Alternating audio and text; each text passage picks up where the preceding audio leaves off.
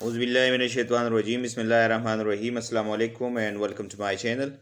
दोस्तों, आज की इस वीडियो में हम रिन एंड मार्टिन की बुक से chapter number 4 parts of speech के हवाले से पढ़ेंगे। स्टार्ट करते हैं। वो लिखते हैं कि words are divided into different kinds और clauses called parts of speech. यानी अल्फाज को मुख्तलिफ क्लासेस या अक़साम में हम तकसीम कर सकते हैं, जिसको हम कहते हैं पार्ट्स ऑफ स्पीच।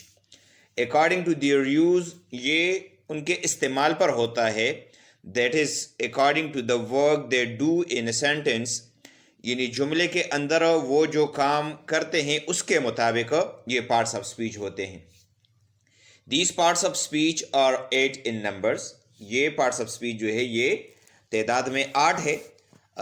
नाउन है, एडजेक्टिव है, प्रोनाउन है, वर्ब है, एडवर्ब है, प्रीपोजिशन है, कंजंक्शन है और इंटरजेक्शन है।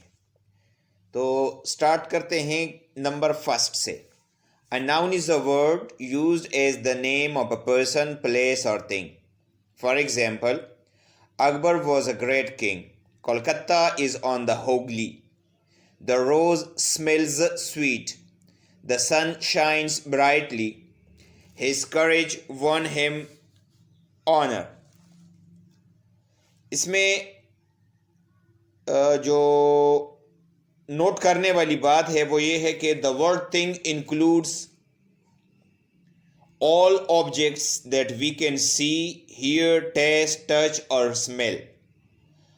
और साथ साथ वो भी चीज़ें शामिल है कि something that we can think of, यानी वो तमाम चीज़ें भी शामिल है जिसके मुतालिक हम सोच सकते हैं, but can not perceive by the senses. और जो 5 सेंस है उससे हम इसको समझ नहीं सकते, तो वो चीज़ें भी नाउन के अंदर शामिल है। इसमें आप देख सकते हैं अकबर इसमें नाउन है, किंग इसमें नाउन है, कोलकाता नाउन है, होगली नाउन है, रोज़ भी नाउन है, सन ये भी नाउन है, करेज और ऑनर जो है ये भी हमारे पास नाउन है।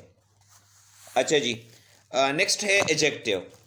Adjective is a word used to add something to the meaning of a noun, यानी जो लफ्ज़ नाउन के मानी में या हम कह सकते हैं कि प्रोनाउन के मानी में इजाफा करें तो उसको हम कहते हैं adjective. As he is a brave boy, तो इसमें आप देख सकते हैं बॉय हमारे पास नाउन है और ब्रेव का लफ्ज़ इसके बारे में हमें एक्स्ट्रा मालूमात दे रहा है, इसके मुतालिक नाउन को मज़ीद जो है वो एक्सप्लेन कर रहा है, तो इसको हम कहेंगे एडजेक्टिव।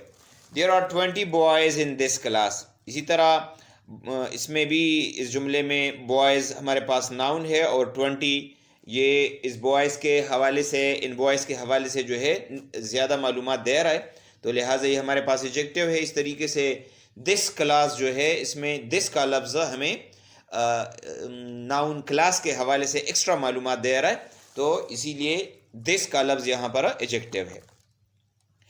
नेक्स्ट हमारे पास है pronoun. A pronoun is a word used instead of a noun.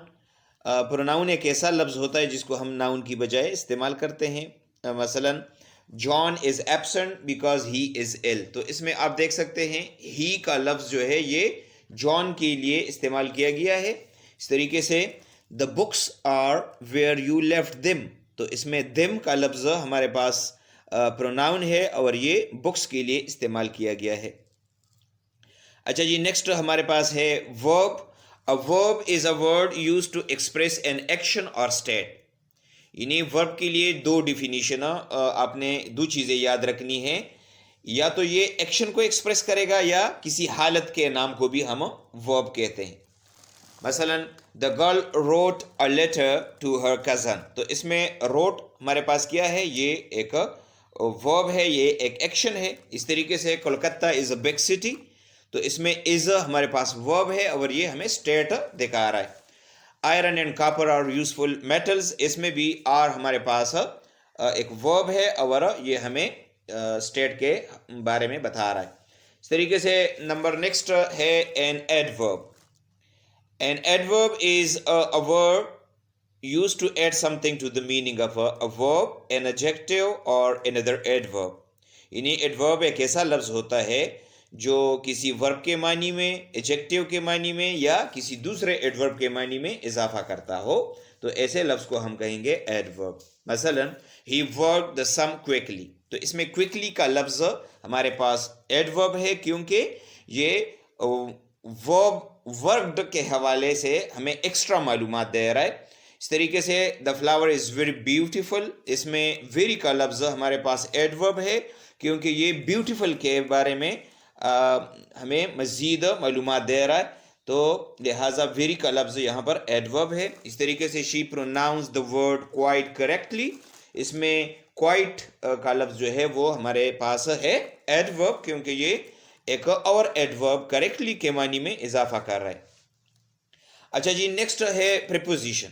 A preposition is a word used with a noun or pronoun to show how the person or thing denoted by the noun or pronoun stands in relation to something else. یعنی noun یا pronoun کے ساتھ preposition استعمال ہوتا ہے تاکہ یہ دکھا سکے کہ کس طرح ایک شخص یا کوئی چیز جس کو ناؤن یا پروناؤن نے ظاہر کیا ہے وہ کسی دوسری چیز کے ساتھ کیا رشتہ یا تعلق کے لحاظ سے موجود ہے. ٹھیک ہے، مثلا دیر از اے کھاؤ ان دا گارڈن، تو اس میں آپ دیکھ سکتے ہیں کھاؤ دکھا رہا ہے کہ یہ کہاں پر ہے، یہ ہمیں ان دکھا رہا ہے کہ یہ باغ میں ہے، تو اس میں ان کا لفظ ہمارے پاس پریپوزیشن ہے. The girl is fond of music, تو اس میں آف ہمارے پاس پریپوزیشن ہے. A fair little girl sat under a tree، تو اس میں انڈر کا لفظ پریپوزیشن ہے. آسان الفاظ میں میں آپ کو سمجھا دوں کہ پریپوزیشن جو ہے یہ یا تو ناؤن سے پہلے یا پروناؤن سے پہلے آتا ہے. ٹھیک ہے جی، نیکسٹ ہمارے پاس ہے conjunction. Conjunction is a word used to join words اور سینٹینسز.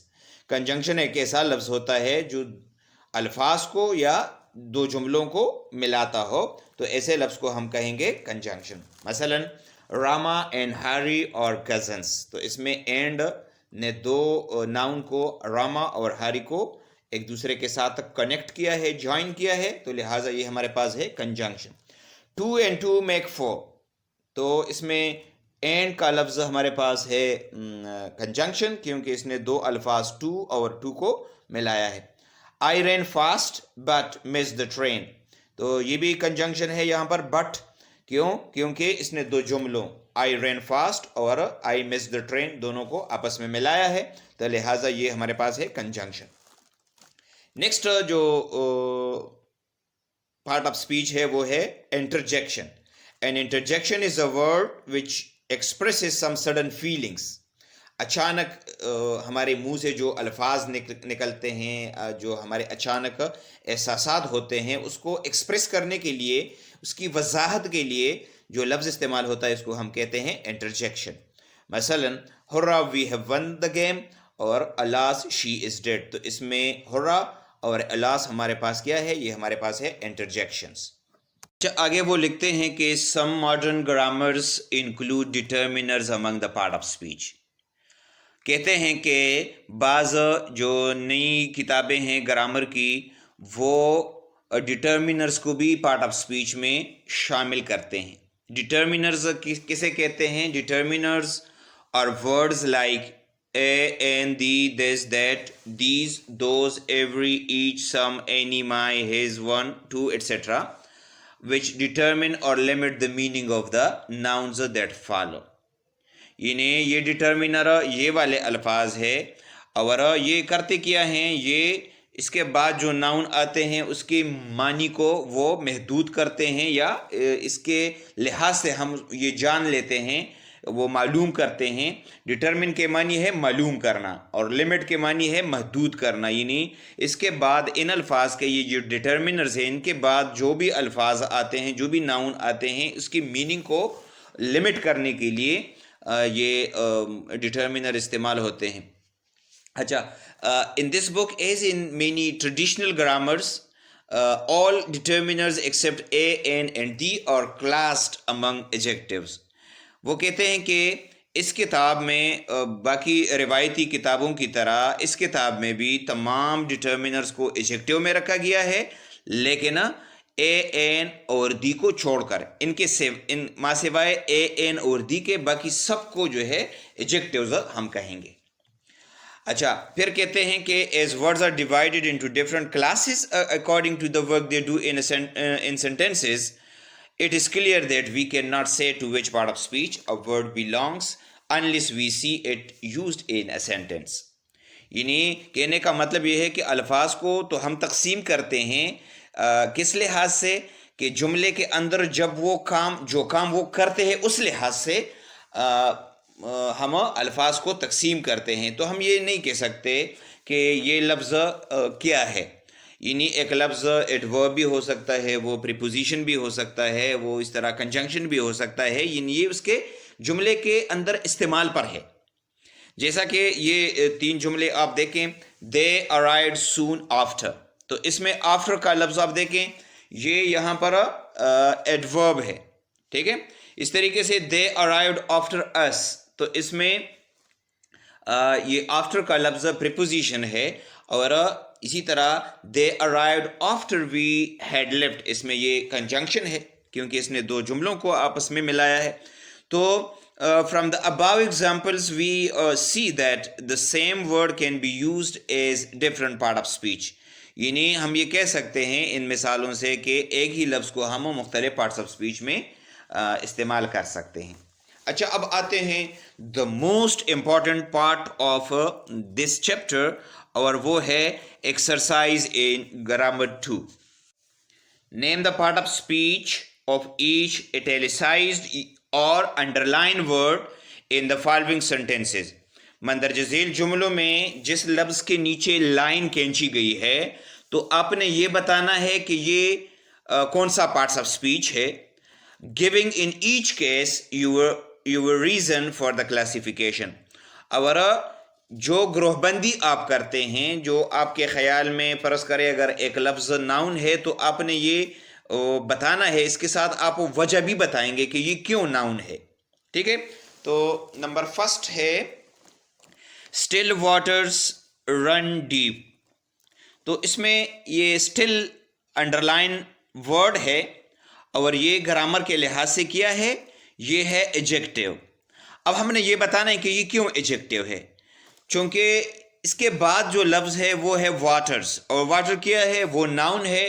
تو یہ ناؤن کے بارے میں ہمیں ایکسٹرا معلومات دے رہا ہے یہ لفظ. تو اسی وجہ سے ہم یہ کہہ سکتے ہیں کہ اسٹل کا ورڈ جو ہے یہ ایجیکٹیو ہے. Sentence number 2، he still leaves in that house. اب یہاں پر یہ اسٹل جو ہے یہ ایڈورب کے طور پر کام کر رہا ہے. کیوں؟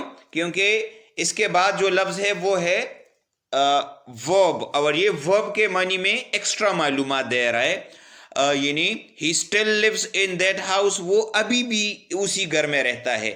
تو یہ ایڈورب آف ٹائم ہے. یعنی یہ ہمیں ورب کے بارے میں ایکسٹرا معلومات دے رہا ہے، تو لہٰذا یہ لفظ اسٹل یہ ہمارے پاس ہے ایڈورب. اچھا جی number 3، after the storm comes the calm. تو اس میں یہ آفٹر کا لفظ ہمارے پاس پریپوزیشن ہے، کیونکہ یہ ہمیں یہ پوزیشن بتا رہا ہے کہ 2 ناؤن کے درمیان. اگر اس جملے کو میں اس طرح لکھوں کہ دا کام کمز آفٹر دا اسٹارم، تو اس میں آپ دیکھیں اسٹارم کیا ہے، یہ ہمارے پاس ناؤن ہے، اور اس سے پہلے جو لفظ لگا ہے آفٹر، یہ ہمارے پاس بنتا ہے preposition، کیونکہ ہم نے کہا تھا کہ a preposition is a word which is used before a noun or pronoun. تو یہ noun سے پہلے اس کا استعمال کیا گیا ہے، لہٰذا یہ ہمارے پاس ہے preposition. Number 4، the after effects of the drug are bad. تو اس میں آپ دیکھیں effects ہمارے پاس noun ہے، تو after کا لفظ ایجیکٹیو ہو گیا. ٹھیک ہے. after effects یعنی اس کے جو بعد کے اثرات ہیں، بعد کے اثرات، تو اسی لحاظ سے یہ آفٹر کا لفظ ہمارے پاس ہے ایجیکٹیو. دا اپ ٹرین از لیٹ. دا اپ ٹرین، اپ یہاں پر بطور ایجیکٹیو کام کر رہا ہے کیونکہ اس کے بعد جو لفظ ہے وہ ہے ناؤن. ٹھیک ہے. تو جو لفظ ناؤن کے بارے میں ہمیں ایکسٹرا معلومات دے اس کو ہم کہتے ہیں ایجیکٹیو. تو اپ یہاں پر ہو گیا ایجیکٹیو. اس طرح number 6، It weighs about a pound. تو یہاں پر weighs کیا ہے؟ یہ ہمارے پاس ہے verb, وزن کرنا، یہ وزن رکھتا ہے، ٹھیک ہے، تو یہ verb ہے۔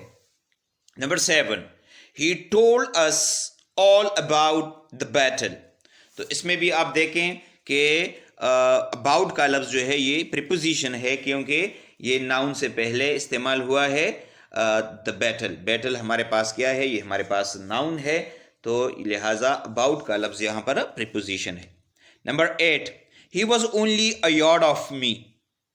تو یہاں پر آف کا لفظ لگایا گیا ہے OFF، اور اس کے بعد کا جو لفظ ہے وہ ہے می۔ تو می کیا ہے؟ یہ پروناؤن ہے، تو پروناؤن سے جو پہلے لفظ آتا ہے وہ کیا ہو گیا؟ وہ ہو گیا پریپوزیشن، ٹھیک ہے، کیونکہ پریپوزیشن کی تعریف میں ہم نے پڑھا تھا کہ a preposition is a word which is used before a noun or pronoun. تو یہ پروناؤن سے پہلے استعمال ہوا ہے، لہٰذا یہ پریپوزیشن ہے۔ Number 9، suddenly one of the wheels came off. اب یہاں پر دیکھیں یہ آف یہاں پر ہمارے پاس ہے ایڈورب۔ ایڈورب کیوں ہے؟ کیونکہ came کا لفظ جو ہے یہ verb ہے، اور یہ ہمیں came کے بارے میں ایکسٹرا معلومات دے رہا ہے، لہٰذا یہاں پر یہ ہمارے پاس ہو گیا ایڈورب۔ اچھا جی، number 10، Muslims fast in the month of Ramzan. اب مسلمان کیا کرتے ہیں؟ وہ رمضان کے مہینے میں روزے رکھتے ہیں. تو فاسٹ کا لفظ کیا ہے یہاں پر بطور ورب ہے، ٹھیک ہے، روزہ رکھنا. جبکہ نمبر 11 میں آپ دیکھیں he kept the fast for a week. اب یہاں پر دا فاسٹ کا لفظ جو ہے یہ ایز اے ناؤن استعمال کیا گیا ہے، ٹھیک ہے، کیونکہ ناؤن سے پہلے ہی ہم آرٹیکل لگاتے ہیں. اے، این اور دی جو ہے یہ ورب ناؤن سے پہلے لگتے ہیں. اس طرح نمبر 12 میں آپ دیکھیں ہی از آن دا کمیٹی. تو یہاں پر آن ہمارے پاس کیا ہے؟ پریپوزیشن ہے. کیوں؟ کیونکہ یہ ہمیں بتا رہا ہے کہ وہ کہاں پر ہے، دو پروناؤن اور ناؤن کے بارے میں بتا رہا ہے. اچھا جی، number 13 let us move on. تو یہاں پر آپ دیکھیں move on، آگے بڑھو. تو move ہمارے پاس verb ہے اور اس کے ساتھ on کا لفظ استعمال کیا گیا ہے، تو یہ ہو گیا adverb، کیونکہ یہ verb کے بارے میں ہمیں ایکسٹرا معلومات دے رہا ہے، اس کے معنی میں اضافہ کر رہے ہیں. Okay G, number 14 sit down and rest a while. یہاں پر while کا لفظ کیا ہے؟ یہ ناؤن ہے. کیوں؟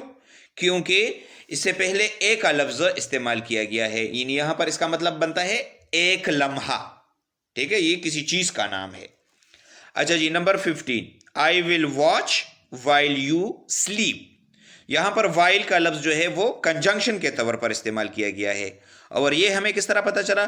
I will watch یہ الگ جملہ ہے، you sleep یہ الگ جملہ ہے، ٹھیک ہے. تو اس کو while کے ذریعے جوائن کیا گیا ہے، کنیکٹ کیا گیا ہے، تو لہٰذا یہ ہمارے پاس ہے conjunction. Number 16 they while away their evenings with books and games. تو یہاں پر while کا لفظ جو ہے یہ ہمارے پاس ہے verb. while away یعنی گزارنا، ٹھیک ہے، وقت گزارنا، while away. تو یہ ایک verb کے طور پر یہاں پر کام کر رہا ہے. تو دوستو یہ تھا آج کا ہمارا ٹاپک. امید ہے آپ کو اس کی سمجھ آ گئی ہوگی. کسی بھی جگہ پر آپ کا کوئی سوال بنتا ہو تو آپ کمنٹ میں ضرور بتائیے گا. Thank you for watching. اللہ حافظ.